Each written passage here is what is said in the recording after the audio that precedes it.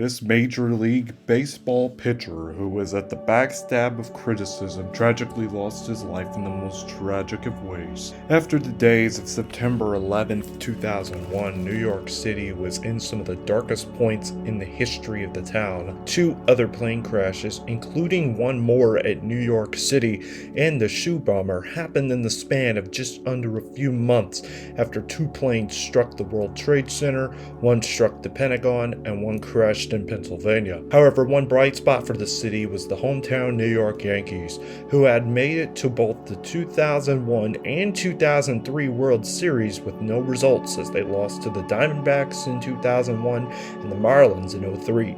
They also made an appearance in the 1997, 98, 99, and 2000 World Series under a 4-year run of dominant victories before the attacks. New York was in a renaissance period in baseball, as the Mets were also doing well, making it to the playoffs up to that point between 2000 and 2006. The Yankees had traded for Alex Rodriguez, had drafted Derek Jeter, and there was more to cheer about in the city in terms of baseball. And even though the Yankees were cursed by the Red Sox in 2004, the series was better than it ever has been. Besides Jeter, the addition of Randy Johnson, and Alex Rodriguez, to name a few, there was also a pitcher who had played for the 5 other teams, including Tampa Bay Devil Rays, the Oakland Athletics, the Toronto Blue Jays, Cincinnati Reds, and the Philadelphia Phillies, and now was traded to the big time show with the New York Yankees to make a big splash in the postseason. That pitcher was Cory Lidle,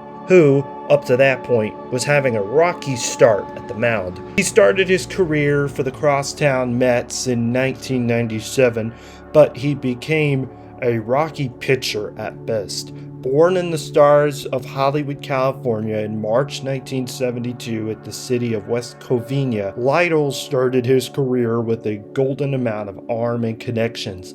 His descendants were Robert Fulton, who was the inventor of the steam engine trains. Growing up as the middle child to 3 siblings, Lidle grew a lot of attention during his time in Little League baseball through the Babe Ruth League.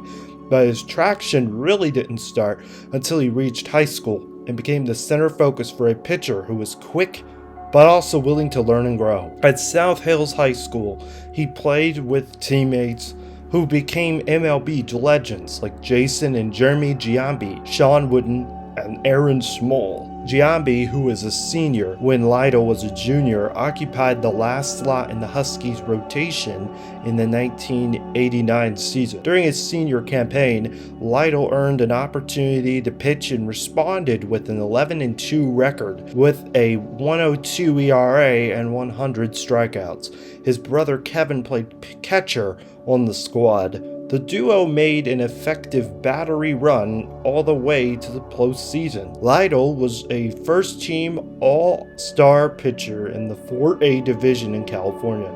He also batted .344 with 11 RBIs.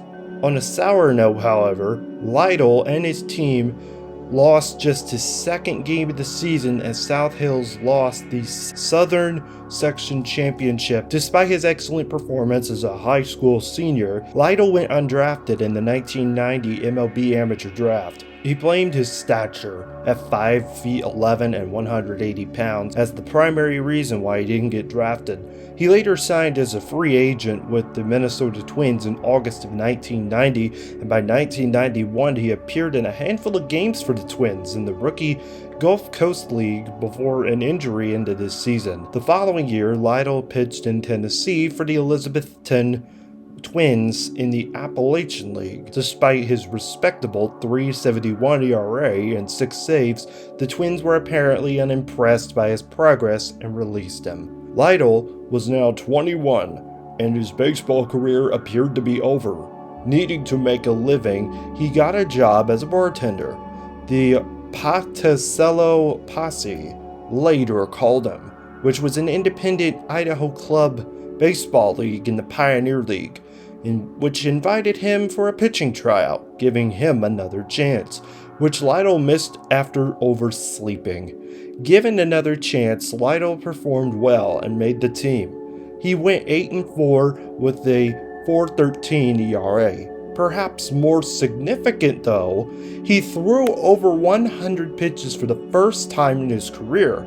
After this season, the Milwaukee Brewers purchased his contract from Ponticello. He played in Single-A for the Bear-Lents Brewers before getting his big break in 1995, and by 1997, where after the Major League Baseball strike had occurred in the 1994-95 seasons, he was able to get his full and complete start in the major leagues, playing for the New York Mets in 54 games with an ERA of .353. From there, his season was rocky with 7 more teams, with more injuries and bad spells plaguing him throughout the time as a player. By the time 2006 had rolled around, however, he had already been in kind of a dismal position. He played in 21 games for the Phillies that season, allowing 3 runs and 3 hits for 14 strikeouts with the team before getting traded to the New York Yankees in a much-needed situation, as the Yankees were in a tight divisional battle between them and the Boston Red Sox. Lidle was traded to the team before August, and he wasted no time in criticizing the efforts and focus of the Phillies. Although he later apologized, the damage was already done, and Phillies reliever Arthur Rhodes called him a, quote, scab, adding that Lidle was only interested in gambling, flying airplanes, and eating ice cream.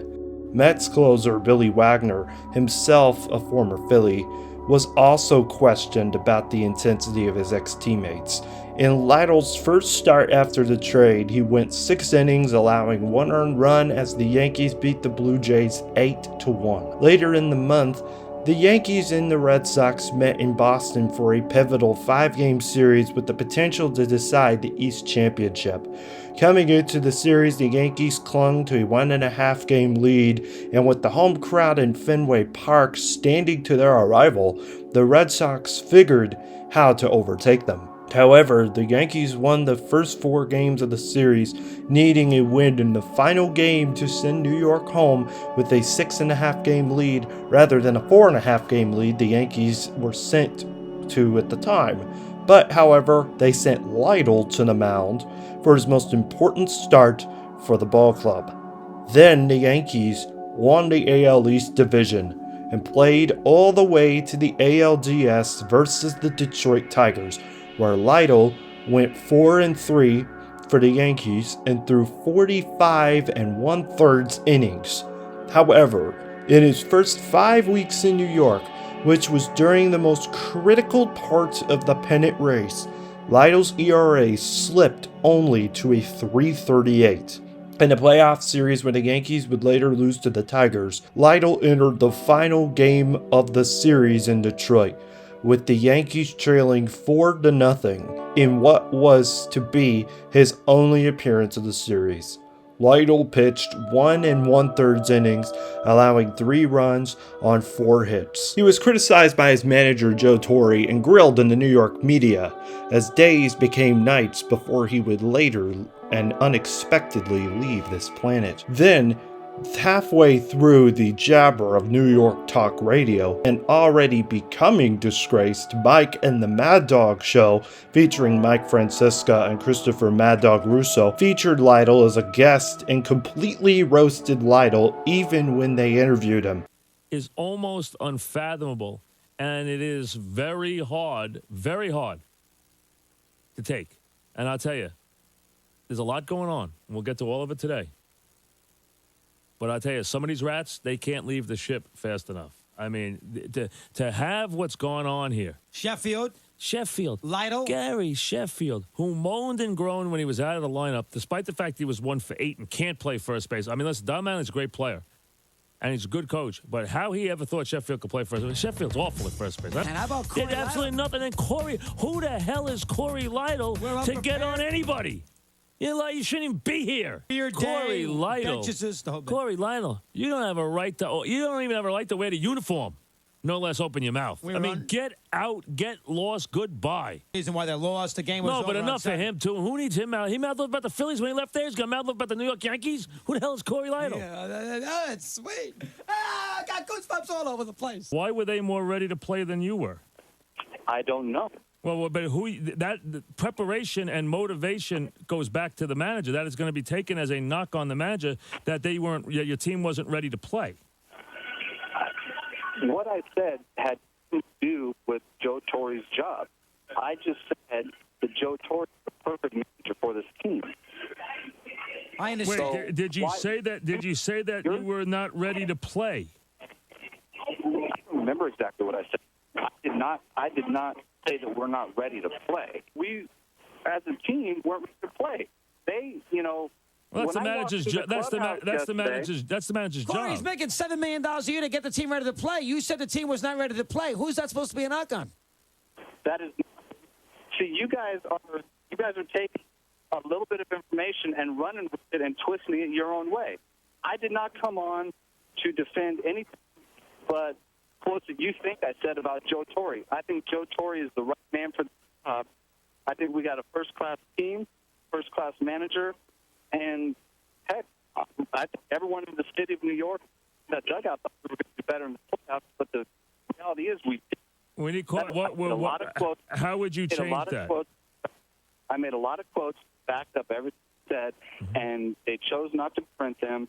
And now you guys are going to take this and run with it any way you can. I made this call. We're not taking. We're not trying to do that. We made a. I mean, This turned out to be, according to them, one of the lowest points for the show, besides jokes made after 9/11. It is a classic case of what happens when you have sports hosts losing all sense of perspective for the sake of justifying 5 hours of time, one commenter said on YouTube, in a very impactful comment. He also went on to mention, and in Russo's case, the way he was carrying on an idiotic grudge against Lidle prior to this interview was even more shameful. Sadly, even after Lidle's tragic happenings, which I'm going to get to in a minute, on the morning of October 11th, 2006, the show did not air their program to honor him, and Mike Francesca later talks about how the thoughts towards Lidle haunt him and Christopher Russo to this day. Here we are on October 11th, 2006. Lidle, who was preparing to fly with his pilot instructor Tyler Stanger, was flying a Cirrus SR-20 airplane with the pilot instructor. Lidle was called by the flight instructor as his, quote, best student, adding, he learned very, very quickly, and a lot of it is desire.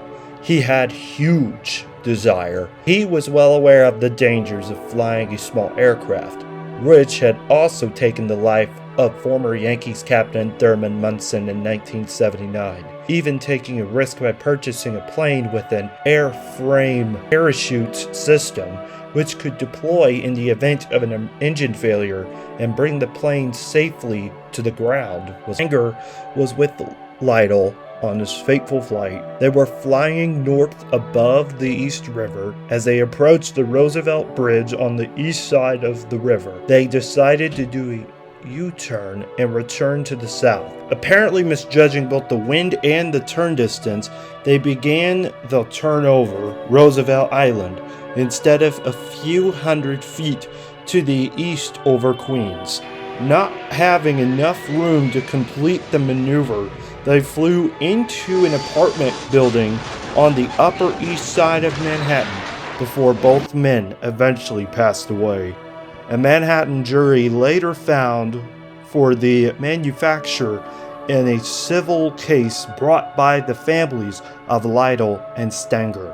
The news was all over, not just the New York media, but the national media as well, drawing attention to the flight and what had happened, as many people, even at the time, thought, was this another terrorist attack? And the fears began to spread throughout the city. Days after the accident, it was later determined that Lidle was at no fault for the incident, and he was later laid to rest on October 17, 2006 in West Covina, California, his hometown, as many players assembled to pay their respects to the pitcher. Joe Torre later reflected on Lidle's last appearance for the Yankees, which occurred just days before, adding, quote, "We play a game, and we think how important it is until you face something like this. The same day as Cory Lidle passed away, there was only one game that even did play in Major League Baseball. In the ALCS, the Oakland Athletics and the Detroit Tigers, who had beaten the Yankees, paid their respects for Lidle before the game, but as the series rolled on, the Tigers won the series and would lose to the St. Louis Cardinals. But on October 11th, 2006, that would have been game 1 of the series, that game ended up playing in Oakland, California, which was actually near Cory Lidle's old team and town. As for the New York Mets, their game on that same day was ceremoniously rained out, and the game was rescheduled for the next day, where they later lost in the NLCS to the St. Louis Cardinals. Either way, MLB's decision to not cancel the game was strongly controversial for the ALCS and NLCS, but the game rolled on in Oakland, California, where the Detroit Tigers and Oakland A's played on the same day as Lidle's passing. In 2007, the Yankees would make the playoffs once again, but lose to the Cleveland Indians. But, however, they would win one more championship in 2009, as the team has not yet been the same since Lidle's passing. The next season, the Yankees followed a team tradition and wore black armbands on their left sleeves to remember Lidle's life. He left behind his wife Melina and son Christopher, who threw out the first pitch at Yankee Stadium on opening day that year. Lidle was only 34 years old, and as for the New York Mets, they also haven't been the same since his passing. Thank you so much for watching this video. This is Braydyn Bear-Lents signing off from WBRA Radio, the voice of radio dashboards, podcasting, and so much more. Thank you for watching and have a great day.